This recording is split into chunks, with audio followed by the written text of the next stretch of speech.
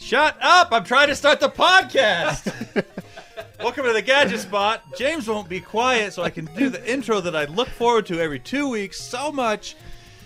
I'm just swinging the bat. It's not my fault that you're throwing the ball when I'm swinging. Guys, welcome back to the Gadget Spot. I'm back. Hey, Jaren. Yes, Jaren's back. I really missed myself. Who cares? I care. Stupid. I care. You're a lot tanner than when you left. A lot more flaky, too. I've been peeling everywhere. Where did you go? That's private information. Okay. Happy Town, USA.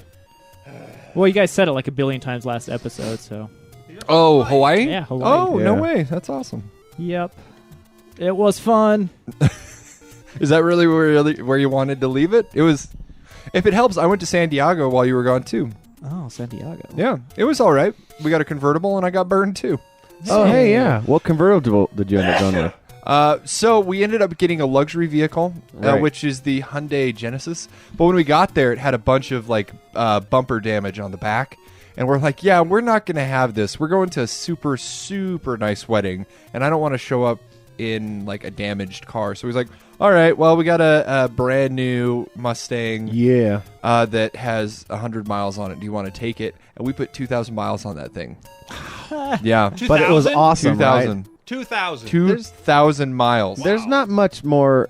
There's not much more fun than driving in a convertible Mustang. Though. Well, and the funny thing is, Oh, like- we went down. I mean, I don't know when you're listening to this, but we went down in late February, and we had with the top down pretty much almost the entire time. Nice. And they thought we were crazy, but in comparison to where we live here, it's super warm. So. So Right. you got burned pretty badly? Oh yeah, well it's because we did pretty much the whole week while we were down there. Every day we drove at least a couple hundred miles. You have to get 2,000 miles in Yeah, a week. we drove a lot. We should mix your dead skin with my dead skin. Nope. Call it Essence of Gadget Spot and sell it. Oh, Piggly. I got Yes. some donations to that mix. Yeah, I'll donate some skin cells. That I think is the grossest thing that we've said so far today. It might make a good seasoning. Yeah, well, Good. Probably not. Mine would just taste like salt and disappointment. life for James. Hey, All right. James, why don't you introduce yourself? What's up? This is James. You can catch me obviously here or on our YouTube's page with the Gadget Spot. If you really want to get in contact with me and tell me how funny I am or how not funny I am, preferably not that one, even though I have had people tell me how not funny I am. You can catch me at JDD Jensen. That's JDD for ADD and JENSEN, the only right kind of Jensen out there, not the Jensen. Or if you want to play with me on Xbox, because some people spell Jensen with an O in. If you want to play with me an on Owen. Xbox, We got one of those. yep. You can catch me on Xbox at Funeral Taters. That's Funeral Space Taters. I've been playing a ton of Rocket League lately. Oh, I love Rocket League. Yeah, it's a stupid, fun game. That's exactly how it could be described. Yes. Yeah, Yes. it has as much strategy or as little strategy as you want. So, And I'm always losing. I'm the worst at that game. aw. Yeah. So we're doing the intros a little bit backwards today, but still Jaren lands in intro spot number 2. Yes, I'm always number 2. This is Jaron, Jarron. I'm back, and I like it. Woo! I try to play some games. Not much multiplayer lately. I've been playing Rise of the Tomb Raider. Oh, How do you like that game so far? I beat that game I like it. last week. Is that the really pretty Tomb Raider? Yeah. Is that the one that I should feel guilty for thinking is super pretty? Nope. Okay. I did No, some she's research. always 21, isn't she? Yeah, I did some research. She's the first game that takes place as the first quote story in the reboot. She's 21 in that game, Oh, and so every game after that, she's older. You don't need to feel So guilty you don't anymore. need to feel guilty, Oh. James. awesome.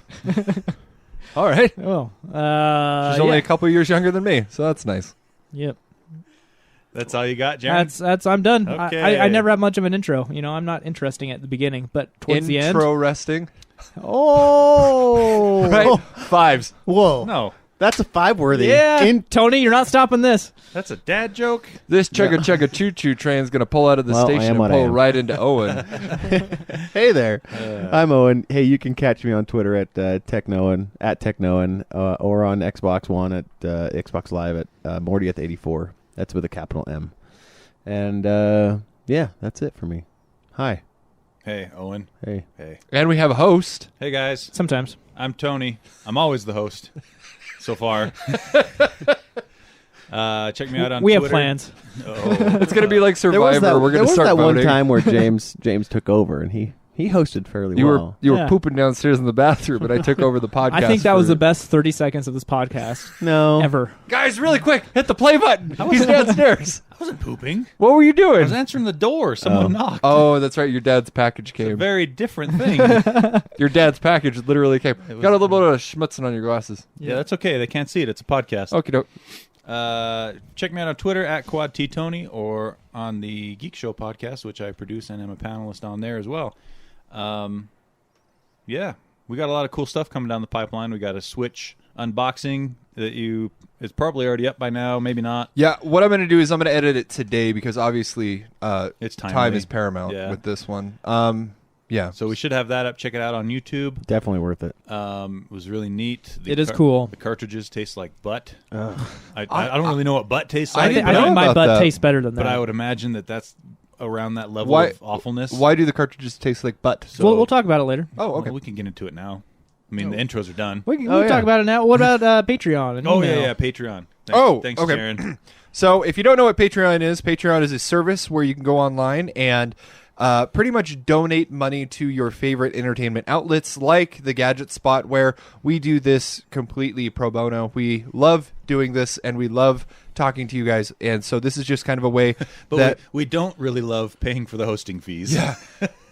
That Or being said, equipment. regardless, we would do it anyway, but it's a kind of like a crowdfunding site Yeah. to help, So you- give back to the things. We'll love you if you listen and don't pay, and we'll also love you if you listen and do pay. Exactly. And if you do end up wanting to donate at patreon.com/the Gadget Spot, we It's give just out... Gadget Spot. Is it not the Gadget Spot? Look I at forget I'm it pretty every sure it's time. Just Gadget Spot. Patreon.com /Gadget Spot. /Gadget Spot. And we have 3 levels of donation tiers.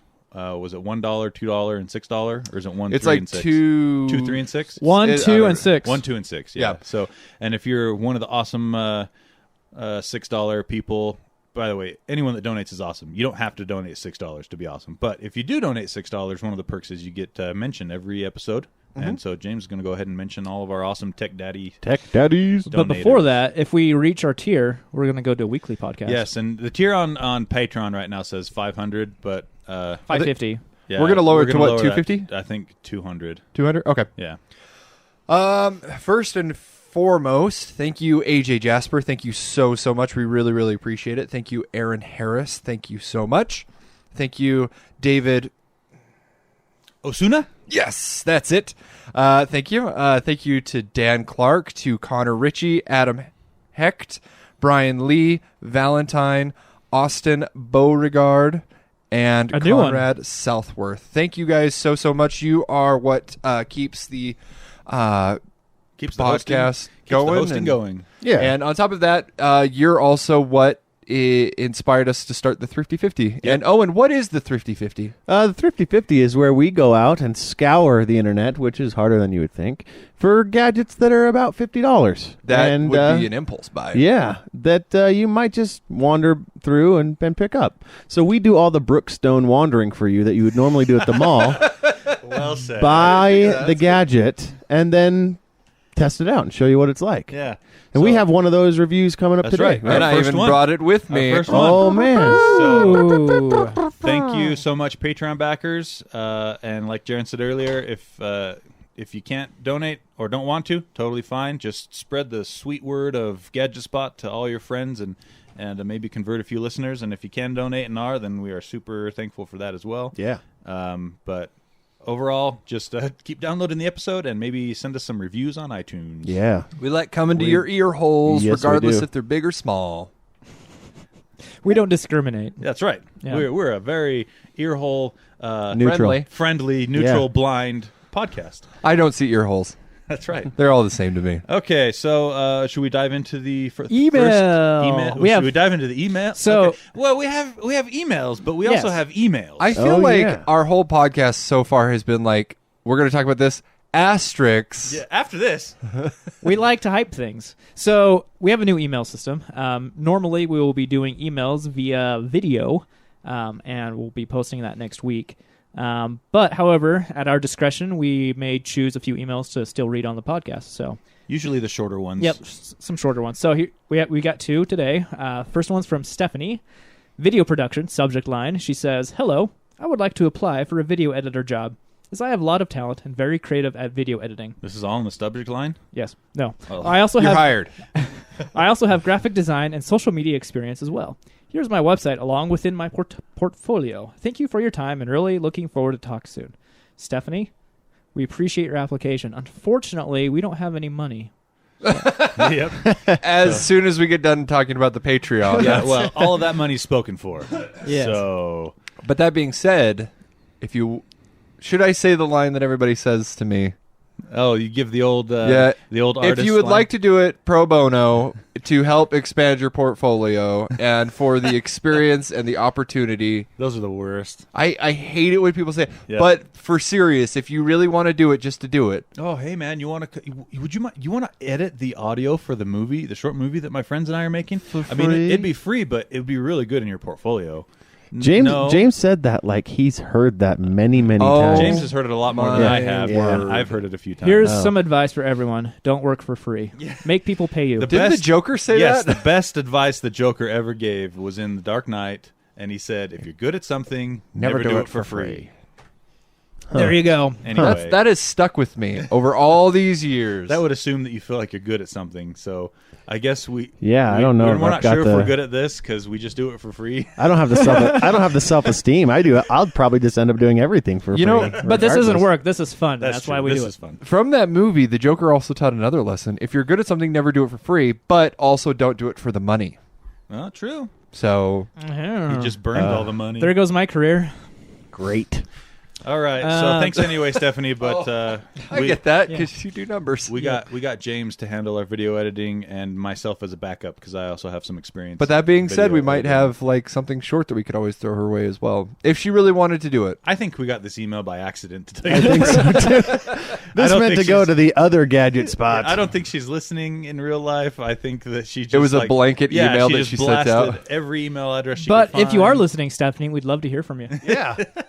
Yeah. Okay, email number 2. Email number 2, Intel's roadmap. This is from Rob, a very special Rob that Tony and I know very well. Hey Rob, cousin Rob. He's our cousin. I feel like that's stuff that you guys don't need to say.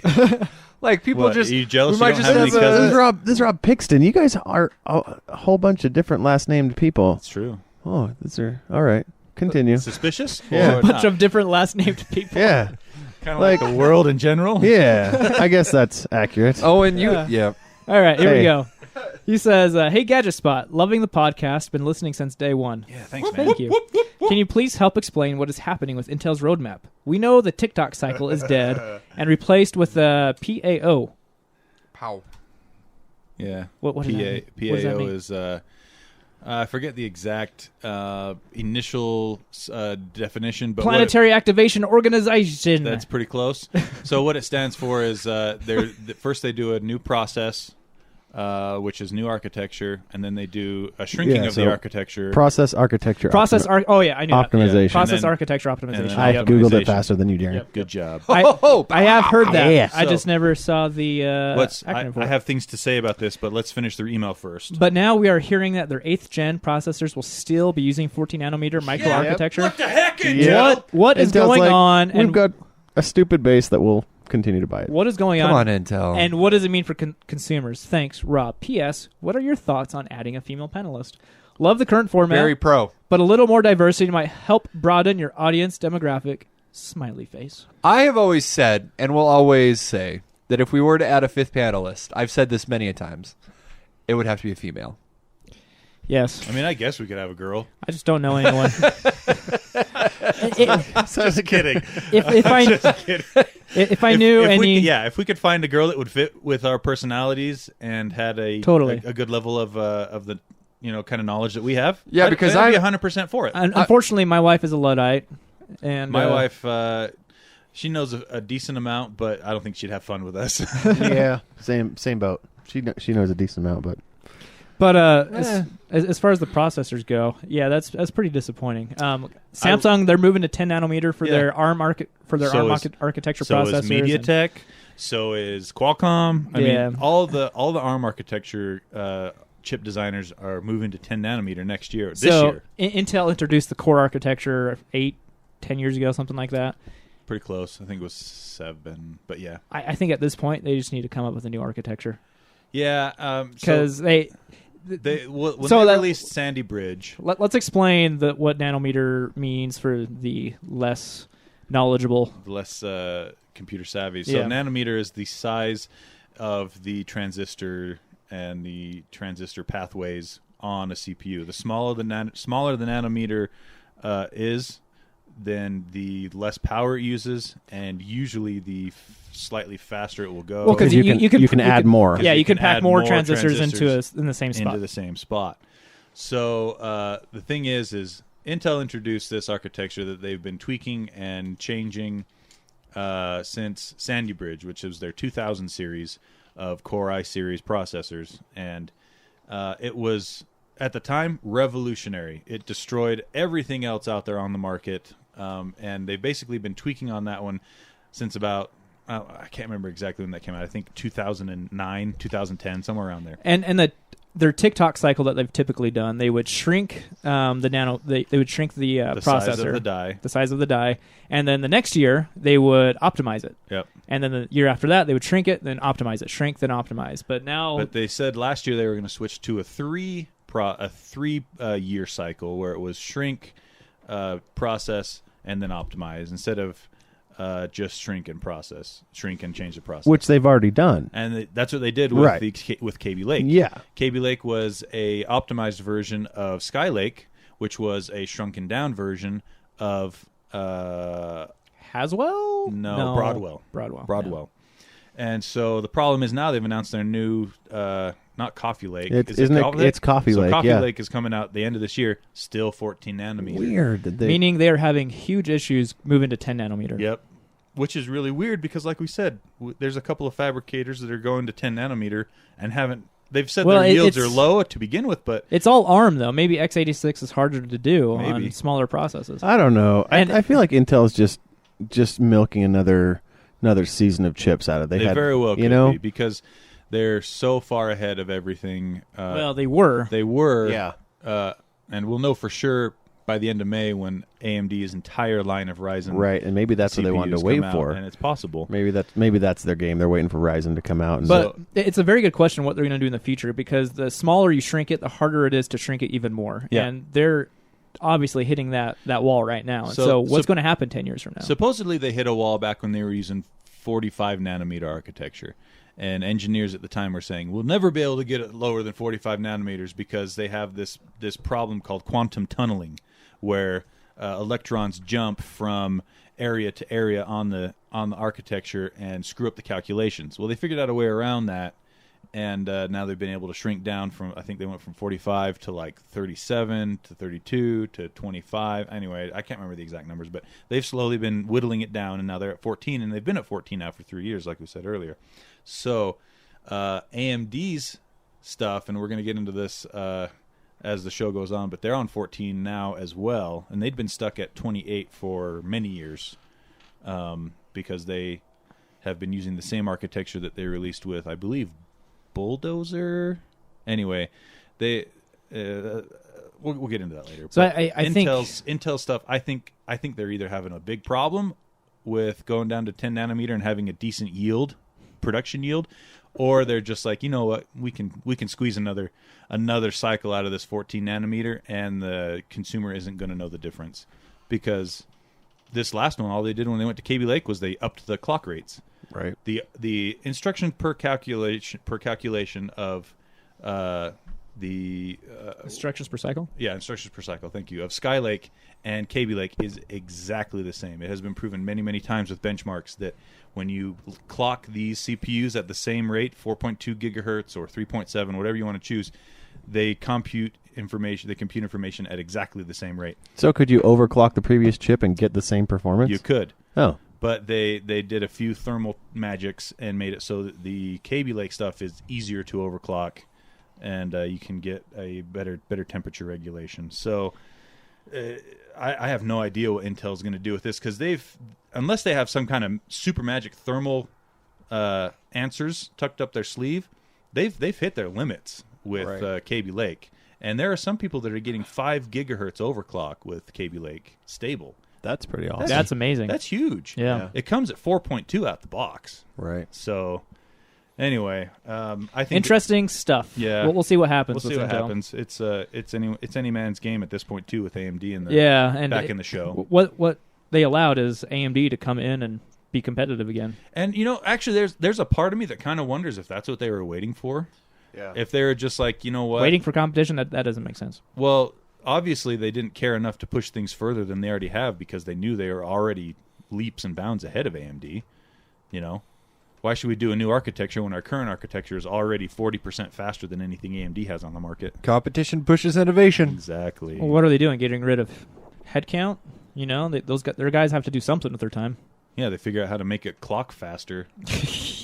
Now our base clock's not 3.7 Looking up there. it's 4.2. Looking up their sleeve for that thermal magic that you were talking about. Yeah. Well, thank you guys for the emails. Like I said, we'll be pushing out a video with all the other emails next week, so be looking for that.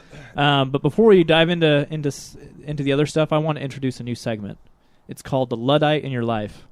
So I made a deal with my wife. She doesn't like video games. Pretty much the only video game she'll play is Mario Kart, which I don't have. Why don't you have that game?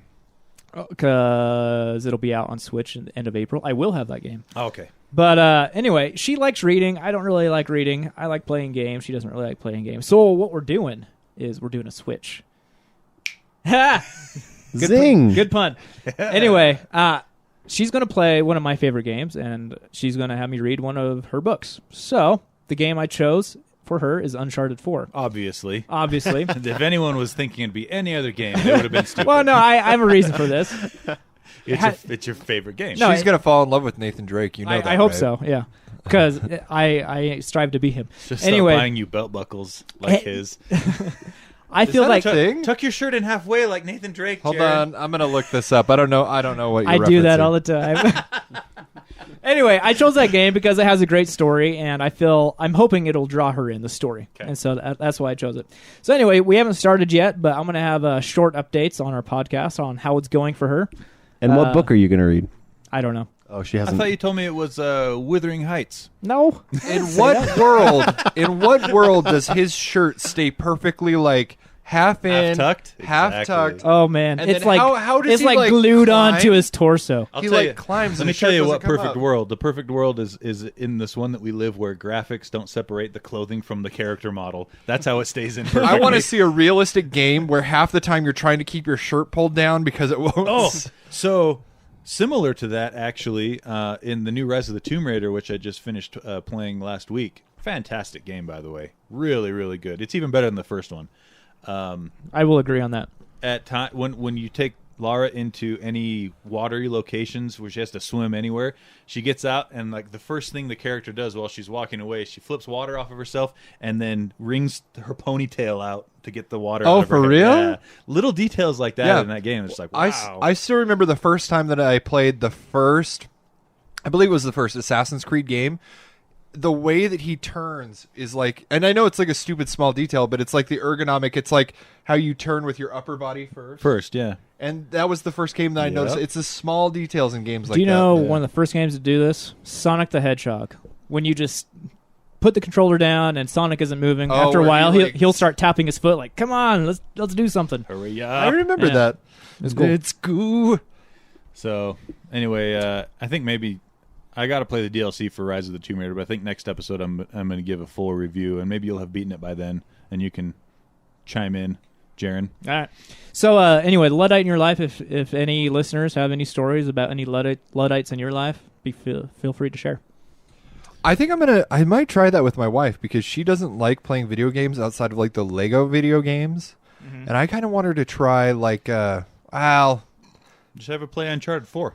I don't have a PlayStation. But that is a good game for your wife to play because it's story driven. Yeah, it is. You know what you should start it off on, actually, is a Telltale game. Yeah, I do have the Batman one. Do And she the does like Batman. one. There you go. Start with that one because it yeah. doesn't require a whole lot of coordination to play. Like it's not like Halo or anything. No. You walk around, you highlight things, click on them. As the story unfolds, you choose these items, and it's classic point-and-click adventure game. Yeah, because the games that I'm playing the most right now is obviously Rocket League, like I said, but I'm still completely sucked into Battlefield 1. Yeah. And the new expansion for that's going to drop here pretty quick, too. Meh. Yeah. Screw you guys. Jokes. Okay, let's see. So next we want to do our very first Thrifty 50 review. Oh, yeah. So I was chosen to go first for the Thrifty 50, and Tony was the one who actually threw this at me, and I'm really, really glad that you did. You suggested that I get these earbuds. What they are is a pair of earbuds by Syllable.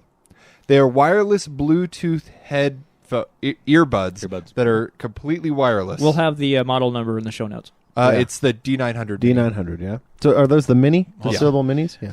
So if you guys want to see it, go ahead and hold them, fondle them. They're fantastic. Fondle, I will. They say that they're noise canceling, but they're more like It's going down his pants. noise. I forget what it's called. It's Oh, the there- same there it thing goes. that it's fine. I actually prefer it like that. Okay. It's the same thing as if you were to stick Earplugs. earplugs in your Yeah. ears. That's called noise isolation. Noise isolation. Yeah. And the nice thing about them is they're super comfortable.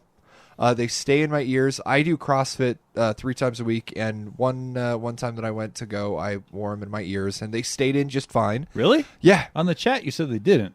No, No, he said on the chat they dropped connection. Oh, yeah. Sorry, I'm Oh. getting to that. Okay. I was Sorry, going to say I no. misunderstood. Yeah. My bad. If I said that, I didn't mean to. The other nice thing is they come with a case that they charge inside the case. So you just take the case with you. You pop them inside the case. It charges. You don't have to have the case plugged into anything. How many charges do you get per? So I have had those since last, I want to say Tuesday-ish. They say 6 charges? And that's charge number 2 for me, Right. and it's just fine. I still have all 4 light indicator bars. Cool. Maybe Just switch to 3.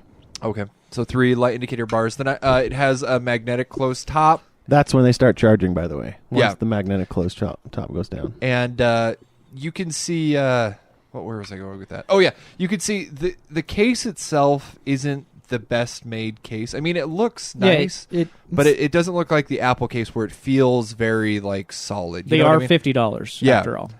That is something you got to keep in mind. But the sound quality is good enough for me. Mm-hmm. I mean, it's about the same as your not. I don't know about your AirPods. I didn't try those, but normal Apple headphones, they sound about the same as that. And for $50, I mean, it's fantastic. The negatives are that every now and then it pops in and out. I mean, it's Bluetooth. Is it one side or both sides? Both sides. So do you keep your phone in your pocket when it pops? I keep or- my phone in my pocket. Yeah, it's Okay. always super close to me. I haven't tested the range on these yet, but I never really go super far away from my phone anyway. The other thing Do they cut connection enough to make it really annoying, no, or is it? No, it's barely noticeable. It's. Okay. I mean, if you were to, I was just trying to find something I didn't like about them. But my main unlike with these are Not like? my main not Dislike? like. with these Dislike is are- the word. That's the word, yeah. I was trying to not use dislike. Whatever. Think of it. So the thing that I don't like about them the most is just how awkward they look in your ear. Here, let me see one really Well, quick. And I'll show you. that goes with the territory with wireless earbuds right now. Yeah, see, I want like rock stars when they're up on stage and they have those like ear, The in-ear monitors? yeah, the in-ear monitors. You know I what want those run a piece? Oh yeah, well that's why these are $50. Yeah, exactly. But once, The nice in-ear monitors, usually by companies like Shure and things like that, those run usually around $1,000 for a pair. Well, and the cool So- thing about this is the charging cradle takes 2 to 3 hours to charge fully, but then you get 6 charges out of them full. and the earbuds last about 2.5 to 3 hours. yeah, and then you have the Yeah, that's not earbuds bad. last quite a while. So It- so it's this not- is what it looks like when they're in. They're not awful, but it's still like you're I don't gonna think- laugh at it. In 5 I don't years. think it looks that bad. Yeah, honestly. there's more discreet earbuds out there, but it's not too bad. Yeah, I think. it's not the worst thing in the world. But for $50, I highly recommend these. Like they're amazing. If you want wireless headphones, this is the way to go. How often did the signal drop? Not very. Not very, like No. once an hour, once No, I'd say once every 30 minutes, and it's not like Twice an completely hour. drop. It's just like it would little- cut for just a a second. little crackle kind yeah. of a thing. Yeah, yeah. Okay. But it's kind of what it's Bluetooth. Yeah. So whatever, it is what it is. But I really like them. For $50 though, not too shabby. Yeah, Not too and shabby at all. That's cheap enough where if it breaks like a year or two down the road, you don't care too much, or if you lose it, it's $50. Head over to our Facebook page, The Gadget Spot, and I'll include a link of where to buy it on Amazon. And obviously, the price is only going to go down on these, but right now they're $50, $49.99 to be precise. Does Syllable offer any type of warranty for them? Over like a I didn't see a warranty for them. yeah. So cool. The first So of many Thrifty 50s what would to you come. say score out of 10? 5 being average. If I'm going off of your guys' scale, I would give it an 8.5. 8.5. Yeah. Okay. Yeah. So 8.5 is very good. So Yeah, if it's they very were good. if they were priced For the price, it's very good. Right. if they were priced similarly to others, what would you give it? Probably like a 5. I mean, there's Okay. nothing that other than like how the wireless. That's the one thing that stands out. Other than that, I mean, they're comfortable, I guess. But I'd give them a 5 or a 6. Do they have a built-in mic? Can you use them for Yeah, phone can calls you and do stuff? phone calls? So I have gotten a phone call and I talked to my wife, but I don't know if there's a mic on it. If I'm being honest, because I Well, didn't. where's your phone? In your pocket? Yeah, it was in my pocket. She wouldn't have been able to hear you from there. Oh, then Yeah. yeah. So it's got a mic. So it's got a Yeah. mic on it. Cool. So- Nice. Nice. Well, yeah, for $50 That's bucks. a That's successful Thrifty 50. Yeah. 8.5, not bad.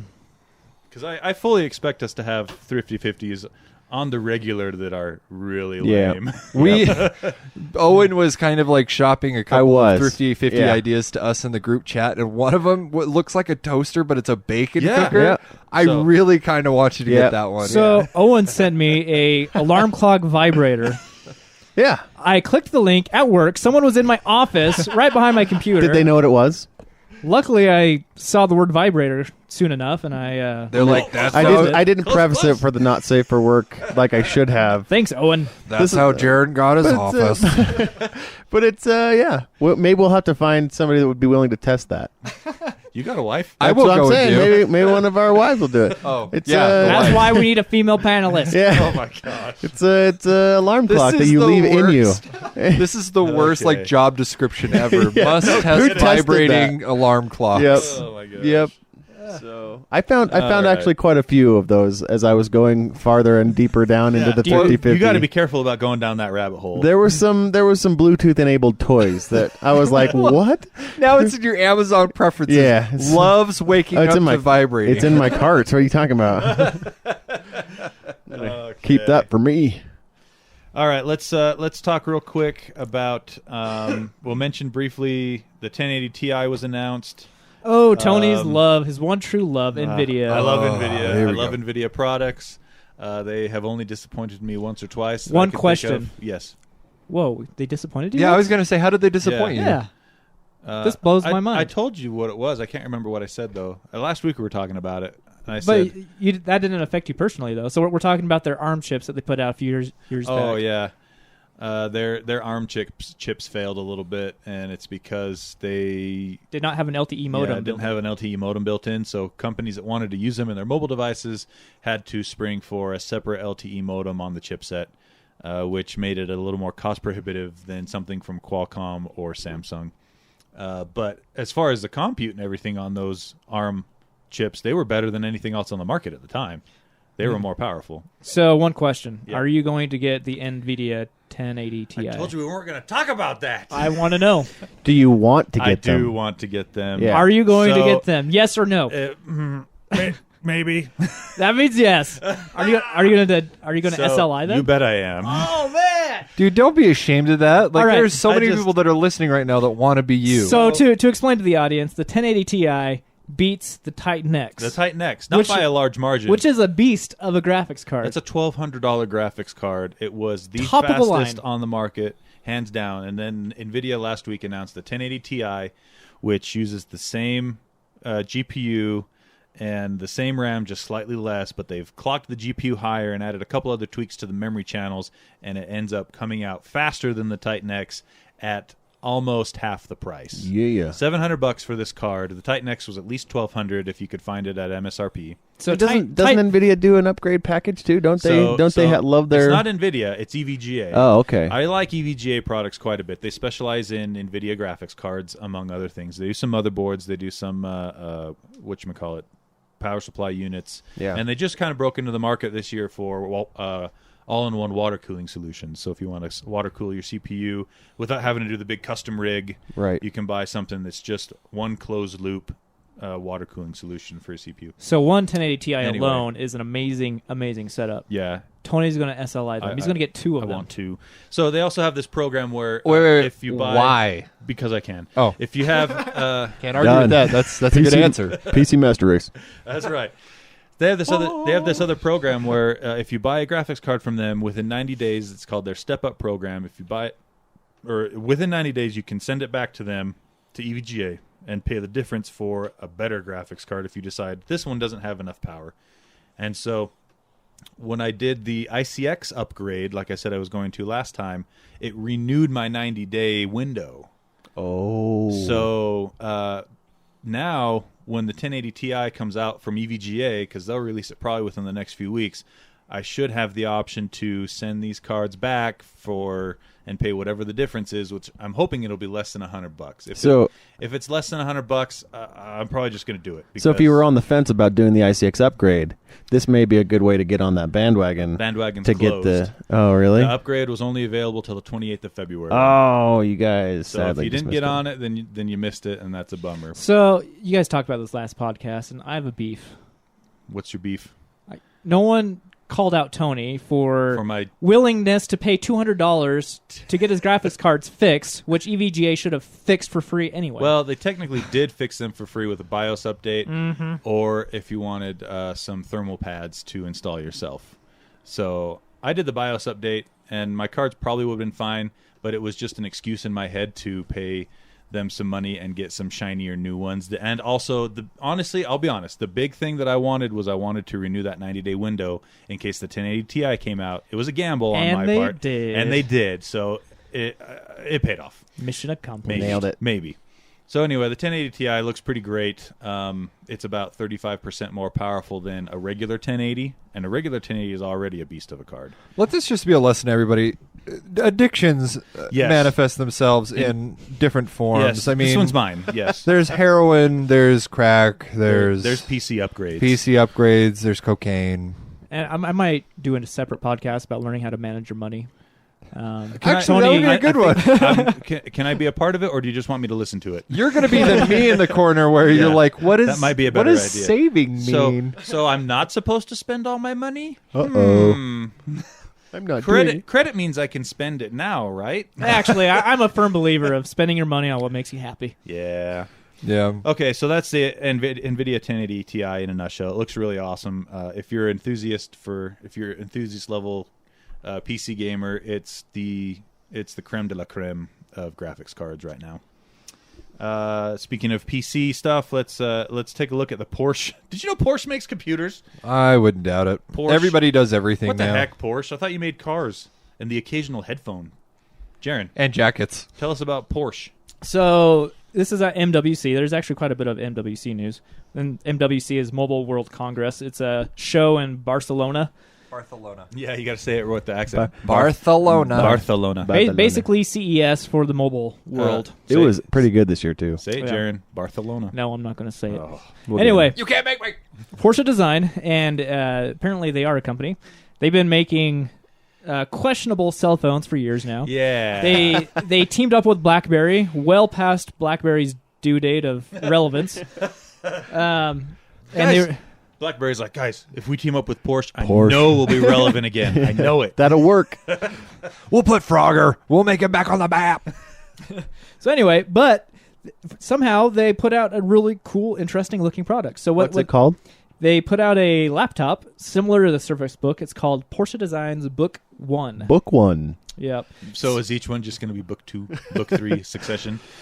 Yeah, Worked for the iPhones. Why not? They want to Right? keep it simple, yeah. But I feel like it's an anthology of stories. Porsche book 1. Porsche book 2. Chapter 1. I can't- I was can't wait but a for the next- CPU unit. Can't wait for the sequel. Jaren's getting frustrated that he's not able to talk right now. No, I'm fine. Look at his I'm face. fine. Glad to have you back, Aaron. Laugh it up. I'm glad I could be He has the a- laughing stock of he has the a podcast. vein. He has a vein on his forehead that splits off into 2 ways, going up Yep. up to his There- hairline. Yep. And when The it's i15. Yeah. when it starts to throb, you can tell he's getting frustrated. Take some I deep- am take a some- happy person. Take some deep breaths. Maybe schedule another trip to Hawaii. Okay, tell us about the book I one. was happy then. And do you know why? Because you guys weren't in my life. Wow. Oh. That hurts. Hey. Wow, that was like a direct hit. Like we were kidding, man. You sunk my battleship. Anyway, the Porsche book, We Porsche should- Design Book 1. We should put up a counter every time he says anyway as well. And apparently, I say apparently a lot, so... Apparently. That's 2 more down on the ticker. Well, they're done making fun of me now. Anyway. All right. He doesn't I have a go. got- He doesn't have a go-to. He's like, all right. That's his crutch word. We found it. Anyway, oh, man. I pass. No, Tell we us need about- to. I need to hear about it. I pass. Tell us about what makes the Porsche Design Book I've had one. to power through my stories before. Yeah. Yeah, you have. I like making fun of you. We love that you're back, Jaron. Thanks. So it's basically a service book, only with a cooler hinge. And how much is it priced at? That's actually what I was gonna. Well, I'm looking at the picture right now, and the Surface Book, it kind of closes at an angle versus this one closes flat. Yeah. Close that angle, so there's like a little air gap between the screen and the keyboard dock at all times. With the Book 1, it is completely flat. So Like a traditional laptop. yeah, so instead of the tablet portion attaching to the hinge at the base, there's like a little part of the base that goes up past the hinge, and it attaches to that. It's $2,500. Well, the Surface Book is that much Exactly. too, with Right. similar specs. The only thing, however, the Surface Book does have a dedicated GPU option, That is the only thing this thing If- lacks. which makes it technically superior to the Porsche Book 1 in the aspect of if you want to do any video editing or things like that, the dedicated graphics card will help quite a bit. So an interesting thing about this, it only comes in one model without any other choices of spec. So you get a 7th gen Core i7 processor, 16 gigs of RAM, 512 gigabytes of SSD, which are good specs, and about 14 hours battery life, and it's $2,500. You can flip it all around like a tablet, like the Yogas. So you can't flip Ben- it all the way around. You detach Actually, the screen. no, you can Yeah. flip it all the way And around. I It thought you flips had all the to way- detach the Nope. screen and flip it that It way. flips all the way around. Wow. It's an amazing hinge, and it's thinner than Surface Book when it's closed because of the lack of the air gap, and it's well put together. It comes with a stylus as well. It's a good little thing. Let's get this straight first of all. Get online and look at the hinge. It just looks really cool. It is. looks like almost steampunky with Yeah. gears and everything. So I think that the hinge is cool, but I would have imagined that a product from Porsche would look better. I don't know what I'm expecting, I but think like it's a very attractive device. I agree with Jaron. Yeah, and I think it looks it's really cool good. on the site on the link we'll put in the show notes. It actually shows a Surface Book on top of the Book 1, Yeah. and you can see the difference in the gap and the hinge. It's really it makes cool. the Surface Book look kind of chunky. Yeah. And lame. So similar to the Surface Book, when it's in tablet mode, it only lasts like 3 hours, but when it's docked, it goes up to 14. Basically, it looks like the keyboard and dock. The keyboard dock for it is just a giant battery. Pretty much. Because with Nvidia's with Microsoft Surface, you have an Nvidia GPU in the keyboard if you opt for that model, and an extended battery. Yep. so. This is what I imagine the 3rd gen of the Surface Book to look like. Third? Well, they're already on the 2nd, kind of. I don't know if I'd count that. Okay, as a- 1.5. Yeah, Yeah. second Second gen gen. Surface Book probably. So I got some news for you guys, kind of pertaining to this story. It is official. I have come to the conclusion in my mind. I am no longer going to be running iMacs. I'm going to switch to either a Surface Book I'm proud of you. or some other type of machine, What's So if If I were you right now, Are you going desktop or laptop? laptop. driving you that need to- decision? you need to check out. Okay, I answer that question. I love the operating system that Macintosh has, but my primary work computer is a Windows, and it's what I do all my video editing on at work.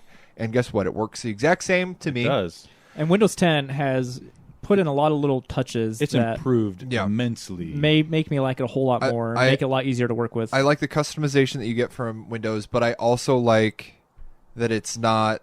I mean, Mac right now is just underperforming like crazy, and I'm tired of making up excuses. You know what I mean? Yeah. Like I'm going to stick with my Jaron, you know what he iPhone. means? I know exactly what you mean. I love my iPhone. I don't think I'm going to switch from my iPhone anytime soon. But as far as my That's- computer, I'm switching. As far as hardware performance, Apple's iPhone is still king by Yeah. far, and it's if you ask me, it's the only thing Apple's still doing really well is the performance of the iPhone. And Yeah. iPad. Oh yeah, iPad too. It uses the same chipset basically.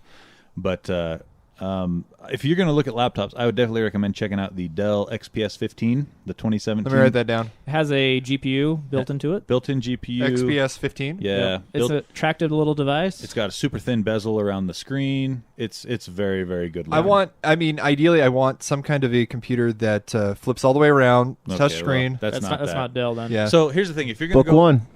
there you go. There you go. $2,500. Well, and see, I don't care how much I spend on it. I just want it to. Whoa! I want it to be Look at to this the guy. point where Deep pockets. Yeah, right. The Microsoft Going to San Sur- Diego, buying Spencer computers. Go get the Well, now that- Microsoft Surface Pro, right? The new big one. now that I found that I can write off my computer purchases as write-offs for tax season and get all my money back, yeah, I'm going to do it. Are you Oh, kidding me? It's like okay. getting a free computer. Buy it in December then. That's the best time to buy things for tax.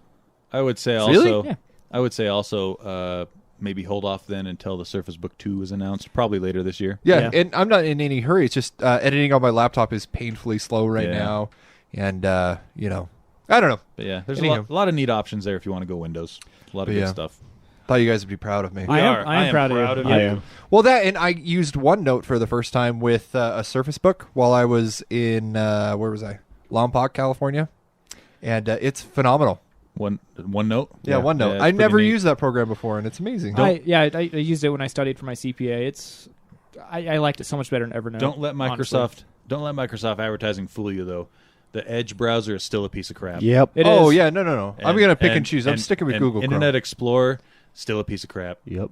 Well, it's the same reason why I don't use Safari. I Yeah. don't like Safari either. Chrome and even Firefox, I think, is pretty decent. Yeah. So, Although I do close Chrome if I'm ever editing on my... well, on it my is a computer. RAM hog. Yeah, that's why I hate Resource. Chrome, because it is a resource hog. It drives me nuts. But as a result, if you ask me, it runs better than everything else. Yeah. And it continues to be a resource hog. It's progressive. Like you leave it open. If you leave it open on your computer, it will continue to bloat. Like, I'll just take another 10 megs I need of this RAM now. right now. Then, I'm a little hungry. Give me some more. I'm not going to give it back until you turn me off. Yeah, if you sit in your room and it's really quiet and you turn down the volume on your laptop, you can hear it. Nom nom nom nom nom nom nom nom nom nom. Oh, funny. Oh, and what did you put on here on our notes? No one knows. What is I this? put the at the bottom the 4 years from now. Cool. Let's talk about that. So there's a lot of Mobile World Congress news. As I was researching Mobile World Congress, I found that CNET actually covered the other convention that runs at the same place at the same time, and it's called 4 years from now. And I like future gadgets. I like seeing the weird stuff that people think. This is what people think will be relevant in 4 years from now. And it runs. I didn't know this, but it runs every year at Barcelona. With Barcelona. With them. Yay! And so I went through, and I just kind of was going to go through some of these gadgets that they show on there. Anyway, some of them are just so odd, and but there were some really cool ones on here, and I wanted to. One of them, I'll talk about this one real quick. Is this one? I thought of Jaren as soon as I saw it, but it's the one that has. It's called the Doobit, and it's a hand sanitizing wearable. I love this. Hold on. That sits on your wrist and buzzes every 30 minutes to remind you to wash your mucky paws. Oh my gosh! At the touch of a button, the Doobit will release a puff of sanitizing spray that you can rub under your hands. The removable modules last up to 3 days.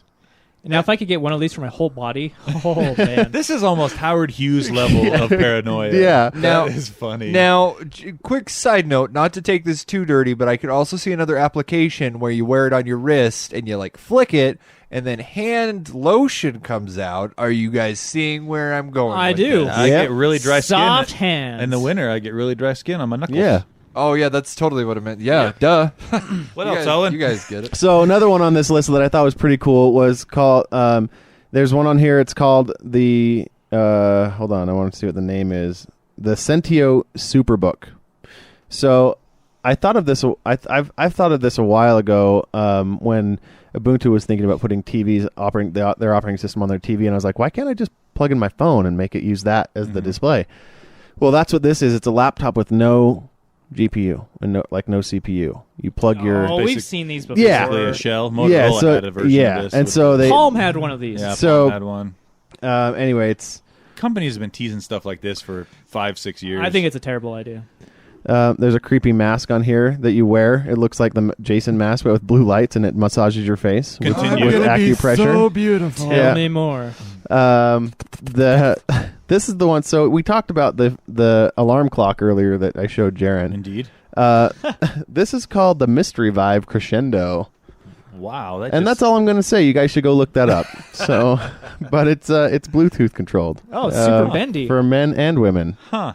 Anyway, I already own one.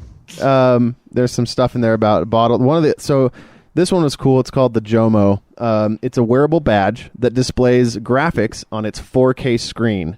What? Yeah, so you can pin it on your chest and let Why? the. See, that's the kind of thing I would imagine. That's the kind of thing that a spy would use to have different badges for different places he wants to sneak into. Except no one has badges like that anywhere. What if they did? Then you would know that they were a spy. Like, Maybe- why do you have this 4K screen on your chest? Maybe What 4 is that? Maybe 4 years from now, people do. That's exactly right. There's another one there about monitoring. If you ever want to be, what's it called when you're a beekeeper? What's that term? Apiarist. Apiarist. An apiarist. And a rapist? Apiary. Oh, An alrapist? Anyway, a beekeeper. But there's a new on this 4 years from now thing that they ran. They covered how there's a Bluetooth enabled and smart enabled beehive that will tell you Like when the humidity honey's full? when it's ready. It actually has a. So I actually follow beekeeping because I secretly want to become a beekeeper one day. I don't know why. Do bees go to the bathroom? I don't. What do you think? I Honey thought that is? was honey. Yeah, they vomit that up actually. No, do they pee or poop? And does it get into the honey? When you're that small, you don't. I don't think so. Do you eat honey? Do you have a honey? I love honey, Okay. but now I'm concerned. You know what? You're just gonna have to Google that and report back next episode. So a couple years ago, I found a beehive that actually, instead of having to go pull the combs out and everything, this is a tangent, I know, but you crank a knob and it breaks the honeycomb. And everything comes out. It's really cool. Well, this smart enabled, I think, runs off that same technology, and it will harvest the honey for you, and you can set up schedules when it reaches a certain amount of weight. I don't know, but it was anyway. I didn't know that. We followed Mobile World Congress last year, and we've all kind of followed it for a long time, but. I didn't know that they ran this 4 years from now, like a little invention convention. So there's a story. Right next to it. There was a story that came out a few days ago. How there's like 75 liters of pee in an average swimming pool. 75 liters. Yeah, That's why we have that chlorine, huh? yeah. So anyway, I'm serious about this pee thing. Offset Do the bees pee. pee? And is it in our honey? And are we eating it? I think you can almost guarantee that it is, Jaron. Yeah. I'll be honest. So what you need to do is never buy raw honey. You need to always buy honey that's been processed, and you'll be okay. At that point, It you might doesn't as well process just make out it the out of pee. sugar. Sure it does. No. No, it doesn't. How do you know? How do you don't separate even- pee from honey? You don't even know for sure Because if they're there's pee not- in there. Hey, They don't- Tony, they how do don't you eat not know? Exactly. All right. But they don't eat their pee. They're insects. They're smarter than people. I feel like we're concentrating on the wrong thing from your story. The 4K Yeah, name the badge, badge. Jomo. Apple is concentrating on the wrong wearable. Everybody's concentrating on the watch. I Yeah. want the Star Trek, the badge. Yeah. Well, we've Call talked about other devices too that translate, like the universal translator that could Yeah. link to your trans. This guy right here, Yeah. the Miami Click. Is that the? Oh, that's not These are it. the earpieces that we saw at CES. There Do was those a white translate? one that I saw. They're supposed to be like a babelfish and Yeah, translate right. on the go. Yeah, that's cool. Anyway, that's what is that neat. was Yeah. the 4 years from now. So check it out. Go the links in the show notes. And I didn't do a ton of research and go look at a lot of other sources, but I think there was more there than just what the article I found. And you could go look at some of what people think Yeah. is going to be relevant in 4 years. That's pretty cool. So let's veer back into PC gaming a little bit and PCs in general. AMD launched its Ryzen 7 series CPUs this last week. This is very exciting. And this is very exciting for a couple of reasons. One, AMD hasn't had an actually competitive CPU against Intel in almost a decade. Ever since Intel released the Core Yeah. processors. And they've always been kind of playing catch up, and they would come out with things that say, "Oh, well, we're just not competing in the high end anymore, Right. in the high end CPUs, or we design our CPUs to be better for multitasking than for single fast programs." It was all bullcrap. It So was pretty much just basically. making excuses. Yeah, for they were themselves. pretty much making excuses For the Now- investors. Now, as a result, they usually priced their stuff significantly lower than Intel as well. So you were getting what you pay for. You weren't overpaying for terrible performance. You were paying less for less performance. But with the Ryzen 7 series, they have totally redone their architecture. It's the first new architecture from AMD, built from the ground up in many years. And it was actually, what's funny is the guy that designed this, I can't remember his name, I always forget it, but him and his team are the same people that designed AMD's first 64-bit or dual-core processor. I believe it was a dual-core. The first one that basically came up and punched Intel in the face and said, hey, look at us. Cool. We're cheaper, but we're just as good. And so they brought him back on board to redesign their architecture for the Ryzen generation of CPUs. Now, the thing with Ryzen is not only are you getting the massive performance gain that they promised, but you're also getting it at a much cheaper price. Didn't they say 35% over their last processor they put out? No. They were trying to get a 41% increase on instructions per cycle over their best previous CPU. They ended up getting a 51% increase. Wow. I mean, they crushed it. But would you take the dive and switch to this chip over Intel? I'm going to. Really? You're going to do it? I've decided after much deliberation and reading many reviews that I'm going to do it. Now, people are complaining right now because Ryzen doesn't perform as well as Intel chips on 1080p resolution gaming. But when the resolution is bumped up to 1440p or 4K, which my screen is a 1440p, it basically trades blows evenly with Intel. Really? Well, the reasoning behind that is the CPU becomes less of a bottleneck at 1440p or 4K, and more of the strain goes on the GPUs. So that's understandable. But as a result, Intel has already come out within a day of the launch, the official launch, saying, look, we understand that the gaming numbers aren't as good as Intel's, and that is... I mean, AMD said this. Did I say Intel? Yeah. I meant AMD said this. AMD said our numbers aren't as good as Intel when it comes to 1080p gaming because Intel has dominated the market for so long that software is designed, games are designed to take advantage of Intel architecture. And they said they're already working with...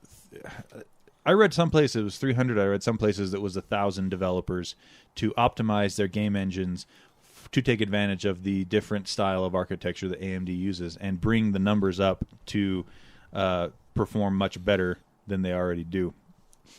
In other scenarios, though, like in compute scenarios, like data processing. If you're not a gamer, like this is going to be a for big... anyone else that's not a gamer that needs a PC, especially people that do like rendering, people that do long just compute math compute programs. It's already competing like with Intel's best chips. It's already on par usually with the Intel 6900K processor, which is a $1,000 or $1,200 chip, depending on where you buy it from. The Kaby Lake? That one is Broadwell E. Oh, okay. And that's the second best chip that Intel has though on the market is the 6900K. That's a $1,000+ chip, and you can get that same level of performance from the R7 1800X, which goes for $499. Holy cow, that's a big difference. Half the price or less for equal performance. It's astounding. What they've done is just it's nothing short of what's the word I'm looking for? Dynamic changing? No, it's nothing short of amazing. We'll just go with that. Good. Well, and I like that somebody's like Trump finally right there. I like searching that, for a better word and it never comes. Yep. Well, and I like that somebody's finally come up again and punched Intel in the face again, especially after this joke with them not following their new architecture. Yeah, they announced their new way they're going to do it with their and they're like, 3-step. We're getting rid of the TikTok. And then it was too hard. Right after that, they stopped doing it. Yeah, and so I like that, and like James said earlier, competition drives innovation, and I think that's what AMD has been sitting on for so long. 4 days before the AMD launch went live, Intel dropped the prices on all their CPUs to try and compete more. Right. They didn't drop them nearly down to AMD price, which is good again for the consumer. Yeah, the 6900K was a $1,200 plus MSRP before they dropped it. And then they dropped it to $200 to $1,000. The 7700K I think was a $370 chip. You can get it for $300 now. But Question. anyway, well, competition needs. What do you do with your old chip? Be a thing. Are you going to get a new? Does it require a new socket on the motherboard? Or are you going to have to get the whole change out? So, a whole new motherboard. You got a whole new motherboard. Really, it's a different socket. New RAM. Oh, okay. Because I'm on DDR3 RAM. This uses DDR4. So that brings me to why I'm going to go with AMD this time around over Intel. One, I don't have the limitation of the 1080p game problem, so that's already not an issue for me. AMD is committed to improving the way the CPU behaves during game loads, because why would they not be? This is their last chance. Yeah. I mean, they're definitely in for a penny, in for a pound on this one. The other thing is the AM4 chipset that they launched with this new CPU is AMD has a history of using the same chipset for 3, sometimes 4 years, meaning that you can keep your motherboard when the new CPU comes out And just swap out. swap out the CPU. Right. Now, Which Intel has done with this. Intel has done that with the Core i series. The Core i series. LGA. Every other one, it seems like they'll do 2 years with the same socket and then 1 year only with a new socket. And anyway, their Broadwell E that they're on right now, the X99 socket, is 3 years old at this point, and they've already said the next Extreme Edition CPU they release is going to have a new chipset. Ooh. So if I was to upgrade Intel right now, I would be on the last legs of the X99 chipset with no hope of any upgrade anytime in the next couple years without having to spend money on new motherboard and everything. Yeah. Whereas with AMD right now, I'm getting in on the first floor with that chipset with the next 3 years probably. Yeah, it's a little bit of future-proofing there. It's future-proofing. It's estimation on my part, but I'm betting AM4 chipset's going to be around for at least another 2 to 3 years. So next year or the year after, if I get the upgrade itch, I'll be able to just buy a new CPU, swap it out, keep the same motherboard, keep the same RAM. You gonna wait until after some reviews come out, or are you gonna jump on pre-order? I've read a whole bunch of reviews. The chip is out itself. It came out 2 days ago. Oh, right. As of this recording, but I am going to wait probably 6 weeks or so. See if anybody starts on fire. Exactly. I'm going to see if there's any backlash, any Note 7. And Right. if AMD makes stuff good on their promises to make gaming better. I mean, you're not going to see that promise come around within the next month. I think it's going to be a couple months down the road before you see AMD able to improve their gaming performance that much. But because this will hit the compute community a lot harder. Like, yeah, for sure. That's where it is landing right now, and people are just shocked. They'll wait, and then they'll pick up their gaming. Yeah, their gaming side of it later. I agree with that, and I definitely want to wait and make sure that all the manufacturing bugs are done, and that usually takes a couple of months before you can make sure that you're going to get a motherboard that doesn't have any manufacturing defects because they're first gen. Right. Same with the CPU. So I'm going to try and I want to do a whole new build, probably next 2 months. James looks so bored right now. Yeah, he is. I think he wants to talk about his YouTube thing. What? No, there's a couple. Ryzen's really exciting. It's a great time to be a CPU. For half the price. Yeah. Tony's still talking. I tried to move it to you, James. There's a couple of things I want to talk about. I wanted to close. He needed to wrap it up. I want to wrap it up with, it's really interesting right now. It's a great time to be a PC enthusiast. Keep an eye out I wanted to throw something at you. All right, James. If I were to give you $500 for everything that we just opened, for the Switch, the game. I spent more than $500 on everything. How much did you spend? Well, the Switch and the 2 games $420 were $420 or $430, something like that, and the controller was $70. For real? Yeah, I spent. Hey Tony, what if I gave you the exact value of the Switch right now? Hold on. Here's what I thought. Would you do I thought it? the Switch was like $300. Yep. With 2 games. With 2. Well, Breath of the Wild I thought was 60. That's a 60. Yep. So really, I thought it came out 50. to like the. Well, actually, that makes sense. Math. If Math I were is hard. if I were to just for your Switch offer you $400, would you take it? No. What about $500 just for the Switch? Maybe. Okay, I was just wondering. I want to see what your point was. I'm not actually going to do it. I was just wondering. Yeah. I would think about it for a $200 profit because I got other stuff that I can play before Zelda, but I still really want to start playing Zelda. For somebody like me who actually really wants to play Zelda Breath of the Wild, and the other day I got completely inebriated, and I went online to buy a Switch, and obviously they're sold out everywhere. Would you get so drunk you forgot they'd been sold out for weeks? Yeah, he thought he could best the internet. I didn't know that. That's why he got drunk. He was so depressed he couldn't get a Switch. He got drunk. Then he thought he could buy a Switch because he was drunk. Drunk James is like, screw that. I could find it. No, drunk James loves future James, so he buys him a bunch of stuff. Right, I finished off half a bottle. Here you go. I can buy a Switch now. Here you go, future James. I love you. Tony, Tony, come on. Come here, Tony. Let me tell you something. No, I love you, future James. So, but I was committed to like not buying the Switch because I'm like, I'm just gonna wait for another year. Yeah. Well, that's the thing is I convinced myself the last early adoption hardware I bought that I was never going to do it again, and then I did it again on Switch.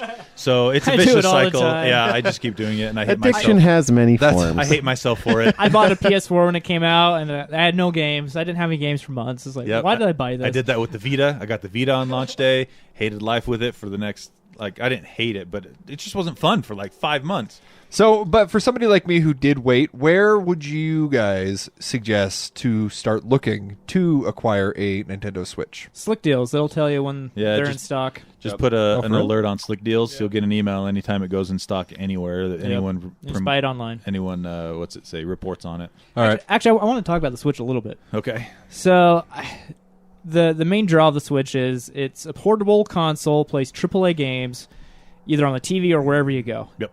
And I think they largely accomplished that. I think so too. 'Cause- All the reviews I've read, Yeah. holding it in my hands now that I have one. I haven't played anything on it yet because we did the unboxing right before recording this. But I mean, it's obviously not going to have as good graphics as PS4 or Xbox One, but I still felt like you could get a AAA experience on the PS3 and Xbox 360, and these graphics are comparable to that. they're better than 360 and Theoretically, they PS3. could, They should be able to. they should be able So, to. so Breath of the Wild. On a quick side note, Breath of the Wild has been 4+ years in development, and it was originally developed for the Wii U, So if which the Wii U is at least 3 times less powerful than the Switch. It is at least 1/3 as powerful as the Switch. So Yeah. you're looking at a game that was designed from the ground up to be on another weaker system And just ported over. and had a couple of graphical bells and whistles added. But even then, Breath of the Wild is an amazing game. Oh, yeah. And I think it has really good graphics, good enough graphics for me. For sure. And it's an Which- amazing little system. Which I find myself feeling weird that I agreed that it said good. I said good enough graphics for me. I love the graphics. What do they say in the battery life is when it's in mobile mode, like when you're wandering around? It depends. So 3 hours if you're playing a demanding game, 3 hours at most. You're talking about Nintendo Switch? Yeah. It's long enough to poop. Definitely. Oh, Yeah, right. and, So- and 6 Definitely. hours So if for you less can't- demanding games. Oh, I see. So if apparently you can't the- stand, you have to let it go. You can, if you need to go, you can. You don't have to let it go, and you need to let it go. Yeah. What Okay. I've heard is the GPU has like 2 modes to it. Yeah. A less powered mode, which will get you to the 6 hours, and a more powered mode for like Do you toggle? Zelda. Do you toggle between those, it's or does no, it? it's no. automatic. Okay. It's it automatic. depends on the game. Developers, whatever they want. Also, we did the same thing everyone else is doing when they unbox a Switch in a game. We tasted the cartridge, Oh, and that's on the unboxing video. It was but we'll let you know awful. it tastes like garbage. And there's a reason for that. Yeah, they put a bittering agent on the outside of all the cartridges. Danatonium benzoate. Yep. Even on the label, the sticker Yeah. label itself, it produces a very terrible bitter taste, and they did that in the hopes that it would prevent any children from putting the cartridge in their mouth and swallowing it. And I think they accomplished with that. yeah. I wonder how many licks it takes to wear that off, though. You want to find out? I don't, Okay. but I'm. What if you want to? Probably about the same as it takes to get to the center of a Tootsie Pop. Yes, that's what I was going for. So the one thing that I wanted to talk about was something that I feel applicable to our generation as well as older and younger generations. So everyone? Is that So what pretty you're much saying? everybody. Well, no, because when it comes to TV, that usually segregates people. It's like, oh, you watch live TV. What are you, I like, just liked how you described it. 40 plus? Us, I think youngers, this is applicable olders. to us and people older than us and people younger than us. Well, red-haired people and everybody else. And what it is it's YouTube TV. So YouTube is branching out into the live TV market. And I think Crowded market at this Yeah. point. It It's is. a good time to but get in. but though. it's a good time to Yeah. to show some stuff. Well, and YouTube definitely has the roots already in place to definitely nail something like this. So and the money. for $35, you can get 6 logins for live TV But through YouTube. You get 6 logins? but you You- can only watch 3 simultaneous streams. Yes. Oh, so you could share with But you somebody. could share for sure. Yeah, Tony? and it's only $35 a month. You get all the major networks, and then obviously like the premium channels are going to be added on extras. So it That's starts cool. at $35. So it's Now- a little bit different than like the Hulus and the Amazon. Like Yeah. it So- does live TV. Right. Hulu is coming out with a Hulu Live as Right. well. I don't know when, but that Soon, is on the way. Yeah, they said this year sometime. And then you also have DirecTV Now, which is what I subscribe to right now. Sling TV. And there's Sling TV and there's PlayStation View. So it is a fairly crowded market at this point, but it is also a very new market. So But- there's lots of room for things to happen. And here's what makes it different. So it's kind of like on YouTube, how you have the different YouTube channels and you can subscribe to those channels. It's like that either with networks or with TV shows, and it all saves it to the cloud. So let's say like, oh, I want to watch Always Sunny in Philadelphia and I want to watch Arrow. So anytime a new episode comes on over any network, it automatically records it for you, and you can hop on your phone. Yeah, we call it DVR. Sure. And you can watch it. And the cool thing is you can rewind, pause, and fast forward. And that is unique to all the cloud TV options. Yeah. None of the DVRs on cloud TV right now let you rewind and fast forward as you're watching it. Right. Yep, and it lasts forever. And it's unlimited on the amount Unlimited of shows. storage? Yeah. Seriously? Unlimited show storage. Okay, that's awesome. Yeah, it's the way they've positioned this is if you ask me, if they can get a couple more channels on board on the main package, which I would want, because it doesn't have Cartoon Network. No, it does not. Doesn't have AMC. I didn't Really? see that one. I don't think it has AMC on the regular. So depending on how much it costs to get a few of these channels added that I want, I could definitely see myself switching from DirecTV Now to this. Right. And the other add-on thing that kind of, if you're waiting to create a YouTube channel, right now is the time to do it, because I'm not sure if you are familiar with YouTube or how it's set up, but a lot of times at What the is end of YouTube, a James? channel, well, a lot of time at the end of the Video? the video that's When a playing, man loves a woman. there it goes up into the upper right-hand corner, and then it has suggested videos, right? Yeah. That's Right. how it's going to be with the live TV. That'll be interesting. Oh, really? Oh. So when the credits start playing, it's going to suggest YouTube channels or related videos. So let's say like you watch Westworld or something like that. During the end credit scene, you're going to have reactions or fan theories. So it pushes the YouTube content. This sounds to me Oh, like it links out to the main YouTube content, like user. this kind of contributed. brilliant, actually. this sounds to me like what Apple TV should have been. Apple TV is the app that they, the product no, or the TV app the within TV Apple app TV? within Apple TV. Oh, that is a dumpster fire of an app. Yeah. Apple TV Oh, is I hate it. Okay, so here we the go. biggest disappointment. Here we go. I've ever That had. app just let him is off the the chain. buggiest piece of crap I've ever seen in my life. It's All right, awful. so it exists on iPhones, iPads, and the Apple TV. I was watching some shows, probably Flash or something. Anyway, it showed up in the TV app. Like, oh, okay, I'll watch the next episode of Flash. That's a little helpful. I click on it, opens up the CW app separately because you can't play within the app. Which And what's then- the freaking point then? Yeah. All it does is just open up the CW app. It doesn't actually go and play the video within the CW app. It's like, oh, thanks. You're just a glorified link. And then the TV app on the actual Apple TV itself is so bad. It's janky. Whenever I click it continue, crashes. so there's an option to continue watching whatever you're watching. I click on that. It opens up the separate movies app. It never loads up the movie. It doesn't. Which is wild to me because It just hangs for 5 minutes you're straight. talking about the same app ecosystem even. I It's not know. even like it's trying to tap into Netflix or something like that. It's Apple trying to tap into Apple, and it still doesn't work. Yeah, it's awful. What Apple needs to do is, I feel like they have Throw it away. They started with this core of like really good, solid products, and they've since then started branching out and branching out and branching out. And now all these fringe products that they have, like Apple TV and stuff like that, they're just like these subpar pieces of garbage. They don't give them nearly the amount of attention Well, that with the they Apple need. TV specifically, I think they were planning on having like a live TV service like YouTube and everyone else. Just need to be And like then- Google and chop it off if it doesn't work. Yeah, that's what Right? Google Just- does. Then last minute, the No, deals. Google buries it in money. They're Yeah. like, shh, go away, go away. Shh. In the last minute, all the deals fell through, and they're like, "Oh crap, we need to show something at like what's it called?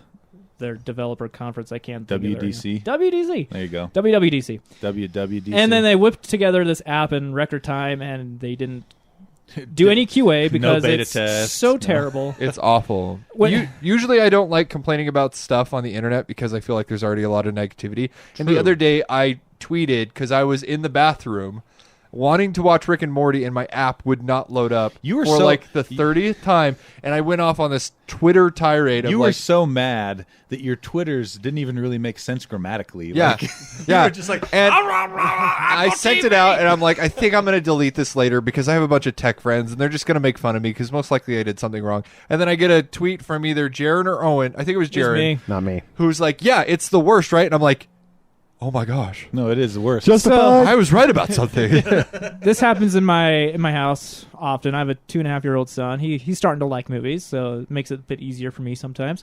He's like, I want to watch this movie. He didn't say that in those words because he doesn't really talk that well yet. But anyway, I'm like, What? okay. So I How did he say it? He says like, no, he says like Lego movie? Lego movie? Yes, that's even better. Yeah. So I go to the Apple TV. I try to pull up the movie. It takes 5 minutes. Not for the movie itself to load, but for the movie splash page to load. Wow. Ugh. Yep. So by that time, my son, he short attention span, yeah. he's done. He's out. He doesn't doesn't want care. to watch a movie anymore. I've So paid here's for the this thing. content, and I want to watch this content, but it's not letting me watch this content. and when I say 5 minutes, that is not an exaggeration. And- That and is this might- honest truth. this 5 might- minutes for the movie to load. This might sound like a first world problem, but the reality of it is old technology in this case would have served you better. You could have taken a DVD and put it in your Xbox and got watching the movie faster than it would have taken Literally for this any to other work. product out there would have served me. So better. instead of getting 40 minutes or whatever it would have taken for him to lose interest in the movie anyway, you got 0.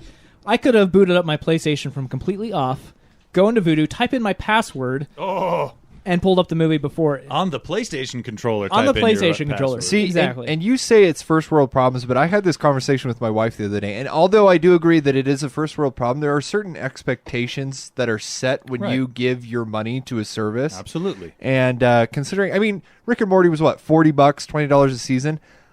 I want to watch Rick and Morty when I want to watch Rick and Morty. You're darn right. Gosh dang it.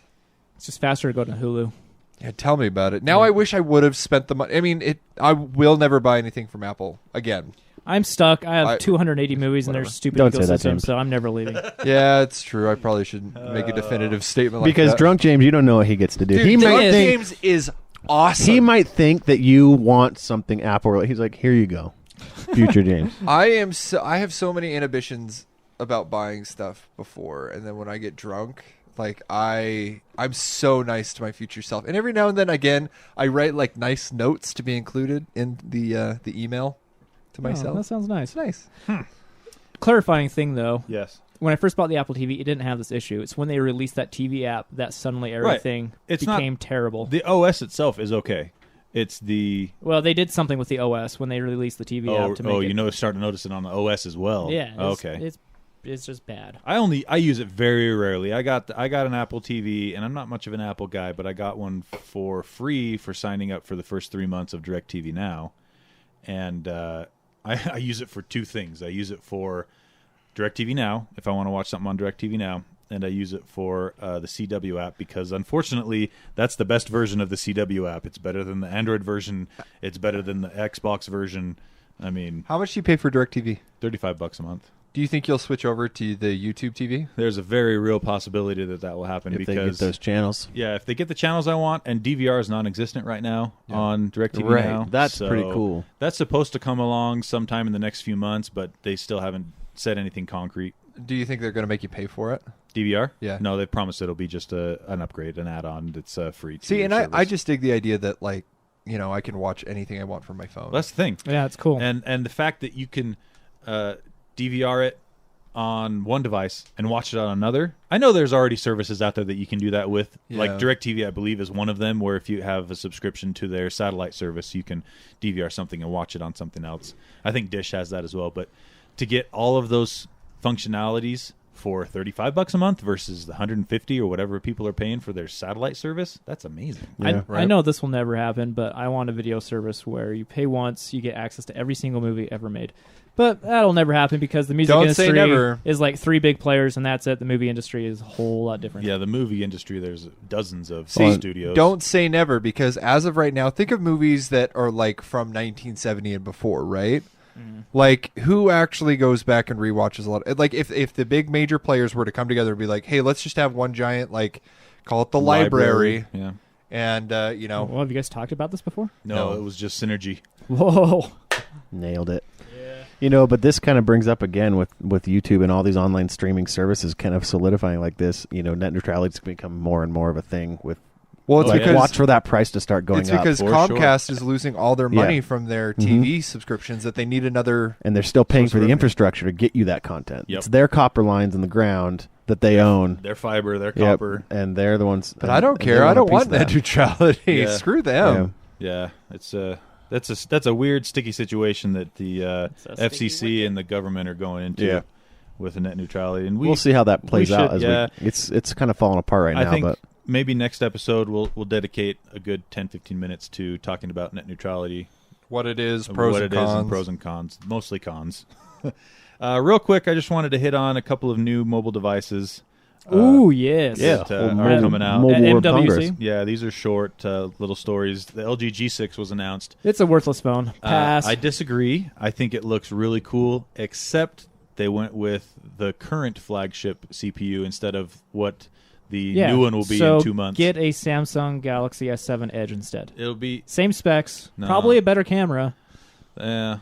So there you go. I don't know. And that's still last year's Samsung's device, not I this still year's. think it looks pretty cool. Samsung was But- vacant from from Mobile World Congress Yeah. with the Galaxy series and this they year. usually announce the Yeah, new exactly. Galaxy S series. Sony also put out a phone. It's the Xperia XZ Premium. It does have the latest processor. It has like a complete mirror finish around the whole thing, so it's a fingerprint magnet. Yep. It has a decent camera, but apparently Sony's software is not too great with their images, so you won't get as good images as with other phones. And it's not going to be out for another 3 or 4 months, and it's going to cost a lot, and you can probably ignore it. Did you say though? Did you mention though that it's 4K HDR? Oh yeah, it has a 4K HDR screen. Forgot about that. 5.5-inch 4K HDR screen. Wow. Yeah, Crazy. 5.5 inch. Yeah. Pixel How big 2? is the Switch? 6.2. Wow. So it's a smaller screen than the Switch, but it has 4K resolution However, with HDR. If you want to keep it right up to your Yeah. face. So the problem you run into is that honestly you're not going to be able to see a huge difference most of the time. It's built for VR. Like that gear it should work Yeah. really well. That's for a that's VR where they're headset. going with that. I feel though the latest innovation in phones, which Samsung has really kicked off in the last few years, is very little bezel around the front That's screen. where everything's going, Yeah. and it's pretty cool. That's what the rumors are for the new iPhone. Samsung's new phones shrinking the bezel even more, even though they barely had any bezel to begin with. the LG G6 The new has LG. very tiny bezel. Exactly. Did you, But uh, the Sony phone has a big honking bezel. So the sides, if you watched, are really thin. It's just but the top and down. and the bottom, they look like an iPhone 4. yeah, they're Just big old chunky like bezel on like the top and Sony bottom. does often. They're kind of missing the boat. So Did you- I've heard that Apple will be ditching the Lightning cable on the. Oh, new that's phone. what I was going to say. No, I no, no, doubt no, it. no, no. You don't no, think no. so? No, I no, think they will. I'm because, with Owen. I'm because gonna they want to stay be able to. optimistic. Nope. I agree with Nope. Jaron. You So think they'll that- keep it? That story's already been refuted. Yeah, really. I've heard that So too. what? I just wanted to. I just wanted to bring it up and I make think it some was the Wall rock Street the boat. Journal or New York Times. Anyone? They one of them. should. It's the other side of the cable that they're going to USB-C. Oh. So it's going to be Lightning to USB-C. Okay. Of Now- course. See, here's the reason why I immediately thought that was fake news was because the uproar that was brought Yeah. against Apple for getting rid of the headphone jack, Oh. and then them making a big deal about how you can get a Lightning Yeah. port Yeah. headphones that have a Lightning port on the end instead of a headphone Oh, jack. man, it and so would've- if they were to switch that again the next year to make that obsolete, Yeah. people would lose their minds. Well, I think it would be better in the long term. oh, it definitely would Yeah. be. But they got to space it out because people will rebel against. Part of me Apple. just part of me hoped that Apple would have to concede to the masses and realize that USB-C is like the way of the future. Well, they already know it is. Yeah, honestly. but they know it is, but they don't. They have the courage to stand up to It's brave. The, It's brave. the masses and be like, "But you guys need the Lightning cable." Quite the courage. Another Yeah. cool thing from MWC is Oppo. They made a new kind of camera on their phone. Has So- 5x optical zoom. 5X. You see the breakdown Yeah, of but that. it's optical zoom. So you see the yeah, optical's Optical's the good stuff. that's Oh, the it's, good I one. was thinking digital. Sorry. so you see the breakdown Don't of worry, how I they did I that do inside this the for a phone. living. It's fine. It's cool. It's like a periscope. Yeah. so It they is. have one normal camera with just a normal depth of field. Normal setup. Yeah, normal setup. And they have another sensor with another camera. It's sideways. So the whole optical what's that word? Pieces, lenses. Layout, the whole optical stack is sideways within Yeah. the phone. And then there's a mirror that captures the Yeah, light. a mirror and a prism. moving parts, though, right? No, They haven't no. said they're moving. Oh, okay. no, it's just two separate. So I Sensors. believe what they want to do is you have a 5x Yeah. zoom lens and you have a regular lens, and they're going to use software to let you kind of differentiate the zoom on it as you go, which remains to be seen if it will be good. Yeah, well, Oppo's But not very good with sensors and I'm just image software. You know, But this honestly, part is cool, though. I'm excited that someone's finally innovating a little bit with the Hardware. hardware on a camera. Yeah. But speaking of which, you know what they need to do is they need to put a setting in the new iPhones, in the new Pixels, and every new phone, especially for teenagers, so it automatically defaults to landscape mode instead of portrait mode. Yeah. So, like, you have to actually manually, if you want it to be portrait, you have to switch that it would to be portrait. so nice. Did they announce the Pixel 2 at Mobile World No, Congress? no. I've heard it's. I've I'll bet heard they're not. rumors of it, but I I haven't. bet they're not going to announce It's gonna be a anything few on more that months till at I hear least. that's an August. amazing I phone. bet it's Yeah. going to be The August. Pixel, the Pixel has a wonderful camera, Yeah. even better than the iPhone. Yep. Cool. I want it. But the Pixel 2, I think I'm waiting for that one. I Yeah, think that might be that would be a good one. my next one. If they could shrink the bezels on it and make it look more modern, oh man, that's the phone to get. Because I'm Indeed. downgrading my Nexus 6P review from last year because I have suffered from the battery issues that almost everybody has dealt with. Quick note about battery issues that I will say after you finish your sentence. Anyway, Sorry, Owen. that's all. No, that's all. That's just all I had. pulled a I'm downgrading. I'm downgrading from an 8 to a 6. Whoa. Yeah, points. I can't stand when my phone gets to 15%, gives me the low battery warning, and then shuts down. Also, I have experience, and if you read the forums online, the cold. I was out in the cold. I was setting up my barbecue smoker one day, and if you work in temperatures that are like below 30 degrees, it will just shut off. Wow. Yeah. Really? Yeah. Why? I don't know what the deal is with it, but it shut off. I was like, oh, I went inside, turned it back on, still had 70% battery life. So your phone has Nougat, though, right? Yeah. 7.1. 7.1. Yeah. So Samsung Galaxy S7 on AT&T and T-Mobile finally got They are Nougat. going to get, yeah. I have it on my phone. Oh, cool. And I don't know if maybe I just need to uninstall and reinstall Plex, because that thing eats an average of 35% of my battery over the course of about 7 hours if I don't close the app when I'm not using it. I have to Crazy. yeah, so I keep my that thing just sucks the juice well, down. it's lame because I listen to audiobooks and I I know. pause it and I leave it open. That's exactly where I'm yeah, at. and then it just eats me. Wait, So, is there a Plex Owen- app? Yeah. Yeah, it's pretty awesome. Pretty great. Owen, this is a good day for your kids because that was the review that we compared to your children. Yeah, they're they're now all of a sudden, better than your phone. They're number one. Remember, I had another one that brought my brood up all the way. Yeah, that we talked about. that but doesn't but count. with the original two, because at the time the third one wasn't here yet. It raised. Look at them Owen up. backpedaling. Yeah. I've never seen him backpedal I know. so much. Normally, Backpedal.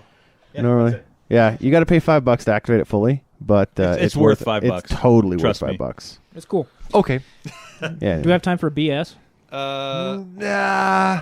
Okay. No, I'm just kidding. You were really excited about it. We'll save it for next time, because Alright, BS okay. doesn't come up as much as I thought it would when we first started the podcast. Honestly, we only get a BS article every 2 months. Okay. Would you say that's BS? I'd say that's That's right. BS. not BS. Hey. All right, so I think that's it. Yeah, that's good. We're done.